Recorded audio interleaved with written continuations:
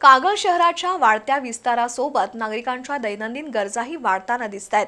अनेक दशकांपासून सोमवार आणि गुरुवारी भरत असलेला पारंपरिक आठवडी बाजार आजही ग्राहक आणि व्यापाऱ्यांची मोठी गर्दी खेचत आहे।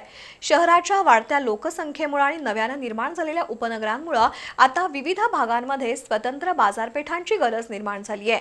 जयसिंगराव पार्क इथं शेतकरी बाजाराला मिळालेल्या प्रतिसादानंतर शाहू कॉलनीत नव्याने मंगळवारी आठवडी बाजार सुरू होतोय। त्याचवेळी यशवंत किल्ला परिसरात पूर्वी सुरू असलेला बाजार पुन्हा सुरू करण्याची मागणी नागरिकांकडून जोर धरू लागली आहे। कागल शहरात अनेक वर्षांपासून सोमवार आणि गुरुवारी पारंपरिक आठवडी बाजार भरत असून या बाजारात खरेदी विक्रीसाठी व्यापारी आणि ग्राहकांची मोठी गर्दी होत असते। शहराच्या विस्तारामुळे आणि नव्याने निर्माण झालेल्या वसाहतींमुळे नागरिकांची संख्या मोठ्या प्रमाणात वाढली आहे। काही वर्षांपूर्वी जयसिंगराव पार्क इथं बुधवार आणि रविवारी शेतकरी बाजार सुरू करण्यात आलाय। शेतकरी थेट आपल्या शेतातील ताजा भाजीपाला ग्राहकांपर्यंत पोहोचवत असल्याने या बाजाराला चांगला प्रतिसाद मिळतोय। त्यानंतर यशवंत किल्ला परिसरात शुक्रवारी बाजार सुरू करण्याचा प्रयत्न झाला होता, मात्र विविध कारणांमुळे तो चालला नाही। सध्या अनंत रोटो वसाहत परिसरातही बाजार सुरू आहे।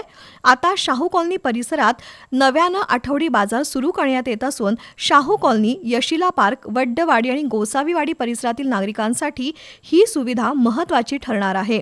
दरम्यान यशवंत किल्ला परिसरात बाजार पुन्हा सुरू करण्याची मागणी नागरिकांकडून पुढे येतेय।